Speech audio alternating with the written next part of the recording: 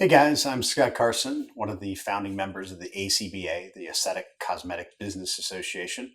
I'm here at the invitation of Kris Groop, the Aesthetic Advisor TV, to be interviewed about some of the changes that affect our industry, some of the tactics that really damage the enterprise value of our practices and our businesses. As a distributor and reseller myself, these same things affect me, and this is the reason why myself and other board members came together to make these changes. I'm Kris Groop with Aesthetic Advisor TV, and I'm here with Scott Carson of the Aesthetics and Cosmetic Business Association to begin our series, Zapped, Tactics that Laser Manufacturers Use Against You and What You Can Do to Protect Yourself. Okay, Scott, I think we've got time to take an email question. This is how I know my age because I have to wear glasses. So this is from... You can fix that with a laser. with a laser. I know. This is from Amy H. in Pennsylvania, and she asks, what are laser consumables and how much do they cost? A consumable is can be a number of things. It could be a tip that you put on a laser, single use, could be multiple use, or an RF device, could be an applicator end. There's a lot of different things that constitute a consumable.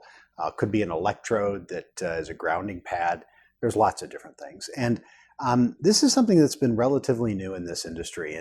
And it's a way for a manufacturer to have continuing revenue after the capital equipment sale. It's pretty common, the razor and razor blade theory.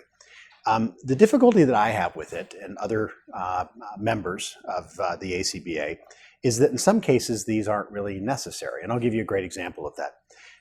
The CO2 laser has been around forever. And they've never required any consumable. Several years ago, a manufacturer came out and created a consumable for the CO2. It really wasn't required. It really wasn't needed. It was simply a way to, once the unit was sold, to have a customer keep coming back and buying consumables. So it increases their revenue stream. Increases the revenue stream, really when there's no need for it. Now, I'm not suggesting that there isn't devices that require them. I'm suggesting that you take a very close look at what the costs are of these consumables during the life of the machine. So basically, when you look at consumables, you have to add that price into the treatment price of it. So as a practitioner, I would have to look at what that consumable price is and add that into my treatment price to see if I could actually make a profit on it. Exactly. But not only that, there's another issue too that everyone forgets that's the more critical issue. And when you're looking at a device, the market's hot. Real self is like screaming. Patients want it. They can't get it anywhere else. You're at the front end of that cycle and you're like, I've got to buy this device. And I'm going to make this much money on it because this is what the market's paying. So you lock yourself into that unit, often through a lease, 5 to 6 years, or you've borrowed from the bank over 5 or 6 years or longer, and you've got monthly payments. And you also know that you're going to pay X number per treatment for the consumable. And you're doing the ROI, and you're doing the ROI in that particular 6-month, 1 year period. What you have to remember is there's not a single device, not one, where consumables have gone down in value at the same rate that the treatment price has gone down. Or so if you look at the life of a cycle of a product and the treatment that you're able to charge, each month it gets a little bit lower until no one wants it anymore because new technology is taken over. But if you think about it, those consumable prices don't come down. So you've still got your fixed monthly payment. You've got a fixed consumable, but you're not getting any more money out of it. You're actually getting less.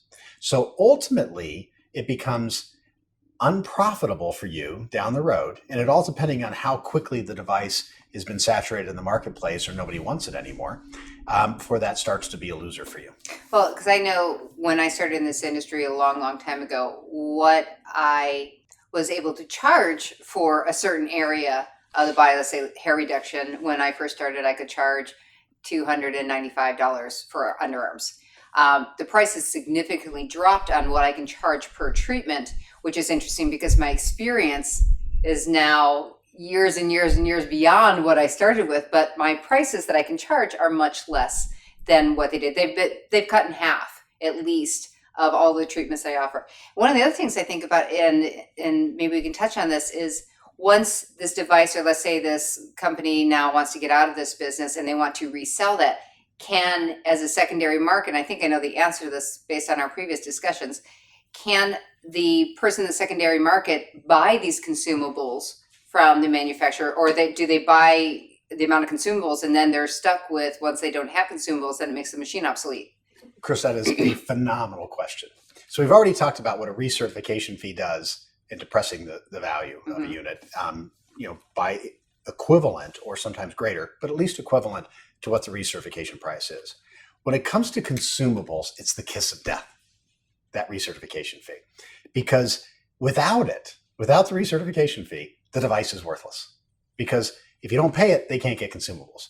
So any device that has consumables and has a recertification fee is effectively worthless in the secondary market unless you pay the recertification fee. So you can't even get parts value out of it effectively because there's no ability to get the consumables. This consumable issue is really kind of frightening. And I want to use an example currently in the industry that people don't quite understand. There's a body contouring device that everyone knows. It's on everybody's tip of the tongue. That's very successful right now. It's the number one body contouring system out there by far. And the price of the unit keeps going down because they're getting more and more saturated in the marketplace with capital devices. The treatment prices are coming down because people are competitive, but the card prices have stayed pretty much the same.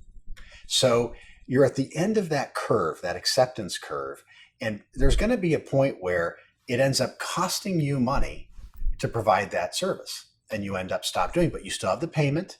You still, if you want to use it sparingly, have to buy the service contract because you have no other option, proprietary. So I think those devices, you really have to look careful before you buy them, because unless you can make your money back almost immediately, you're almost guaranteed to lose money very quickly because of the cost of consumables at a declining treatment price, reimbursement price. That is some incredible information that actually some of it I didn't even know about. So that's pretty good to teach me something new. So I want to thank Scott Carson of the ACBA for giving us this information and also spending time with us.